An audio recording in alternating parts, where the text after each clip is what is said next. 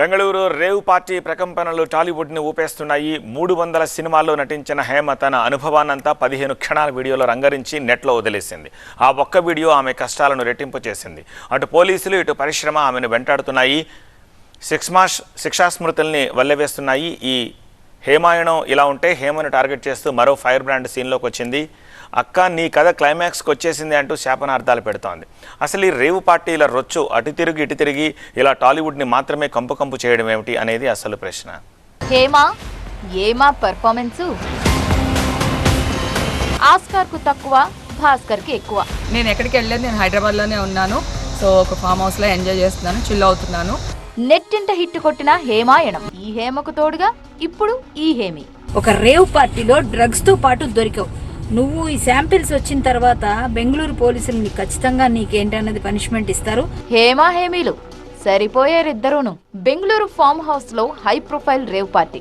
అడ్డంగా దొరికిన అతి కొద్ది మందిలో అదిగో ఆమె కూడా ఉంది అంటూ నటి హేమ ఫోటోలు రిలీజ్ చేసిన కన్నడ కాకీలు టాలీవుడ్ లో పెద్ద దుమారమే రేపారు. ఆ తీగను వాళ్ళు అలా లాగుతారని తెలియక ఈ మెరుపు తీగ ఇలా కవరింగ్ ఇచ్చుకున్నా ఫలితం లేకపోయింది. హాయ్ అండి, నేను ఎక్కడికి వెళ్ళలేదు, నేను హైదరాబాద్లోనే ఉన్నాను. సో ఒక ఫామ్ హౌస్లో ఎంజాయ్ చేస్తున్నాను, చిల్ అవుతున్నాను. సో నా మీద వచ్చే న్యూస్ ఫేక్ న్యూస్. అది అక్కడ మరి ఎవరున్నారో ఏమో నాకు తెలియదు. సో అది ఫేక్ న్యూస్ అండి, అవన్నీ నమ్మొద్దు. నా ఇంట్లో నేనున్నా, నన్ను అనవసరంగా లాక్కండి అని హీరో శ్రీకాంత్ తప్పుకున్నారు. ఎన్నికల ప్రచారం తర్వాత డాన్స్ యూనియన్ ప్రెసిడెంట్ గా డ్యూటీలో ఇప్పుడే దిగా. రేవ్ పార్టీలు గట్రా నాకు తెలీదు అని జానీ మాస్టర్ ఎస్కేప్ అయ్యారు. నాకు ఏ పాపమూ తెలీదు అని కంటతడి పెట్టిన యాంకర్ శ్యామలను వదిలేశారు. కానీ నటి హేమనైతే ఉపేక్షించేట్టు లేరు నెటిజన్లు. బెంగళూరు పోలీసులైతే కేసు పెట్టి మరీ వెంటాడుతున్నారు. ఎవరు వదిలినా వదలకపోయినా నేను మాత్రం వదలబొమ్మాలి అంటూ సీన్లోకొచ్చేశారు టాలీవుడ్ లో హేమ కొలిగ్ కరాటే కళ్యాణి.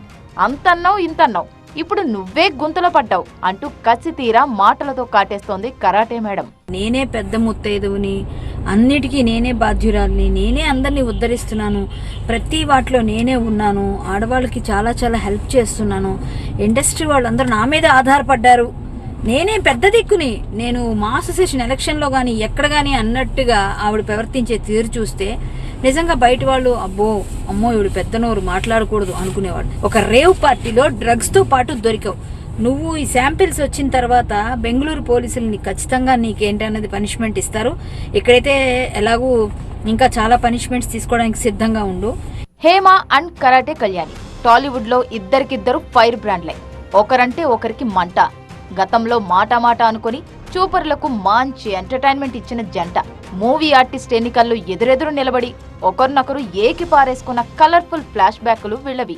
నీ వీడియోస్ నా దగ్గర చాలా ఉన్నాయి, నీ ఇవి ఉన్నాయి, నేను అవన్నీ బయట పెడతాను, ఏమనుకుంటున్నావో జాగ్రత్త అనే విధంగా బెదిరించారనమాట అండి. సో నేనేమంటున్నానంటే ఏ వీడియోలోనే ఏమున్నా పోలీస్ స్టేషన్కి ఇచ్చేస్తే, నేను ఇల్లీగల్గా ఏదైనా పనులు చేస్తుంటే వాళ్ళు నన్ను అరెస్ట్ చేస్తారు, రైట్? అవును, వాళ్ళిద్దరు మళ్లీ ఎదురుపడ్డారు. పాత పగలు పెచ్చరిల్లి ప్రతీకార జ్వాలను రగిలించేలా ఉన్నారు. ఎందుకంటే ఈ పగ ఇప్పటిది కాదు. పేకాటాడి దొరికానని అప్పట్లో నన్ను బజారుకి ఇచ్చింది, ఇప్పుడు ఆమె అంతకంటే పెద్ద తప్పే చేసి నంగనాచిలా నాటకాలాడుతోంది అంటూ తనకు తానే గతాన్ని గుర్తు చేసుకుంటోంది కరాటే కళ్యాణి. సో రేవు పార్టీ సాకు మీద ఇద్దరి మధ్య మళ్లీ చాకిరేవ్ షురు అయినట్టేనా?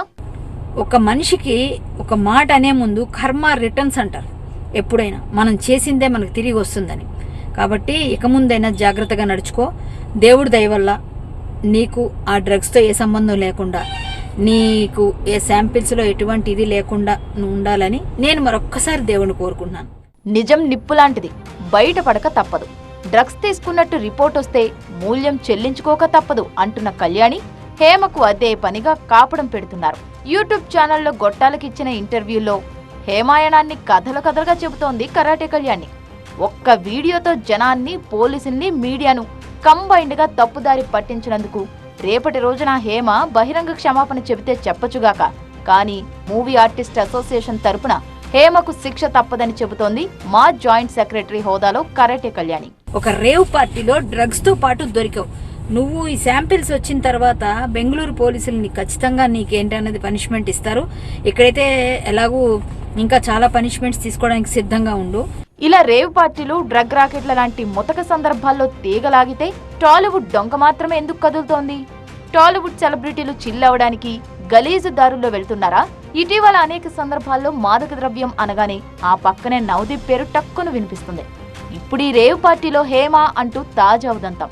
ఇలా ఒకరిద్దరు చేసే ఓవర్ యాక్షన్ల వల్ల కళంకం మాత్రం పరిశ్రమ మొత్తానికి అంటుకుంటోంది. అందుకే అడ్డదారి తొక్కిన వాళ్ళు ఎవరైనా సరే ఆడ మగ తేడా లేకుండా కఠిన శిక్షలు పడాల్సిన అవసరమైతే ఉంది. కాలీవుడ్ లో అయితే ఇటువంటి సందర్భాల్లో నటీనటుల సంఘం నుంచి పీకి పారేస్తారు. ఏళ్ల తరబడి సినిమాల్లో నటించకుండా బహిష్కరిస్తారు. అలా దండన గట్టిగా ఉంటే తప్ప దారికి రారు అనే సలహాలు వినిపిస్తున్నాయి.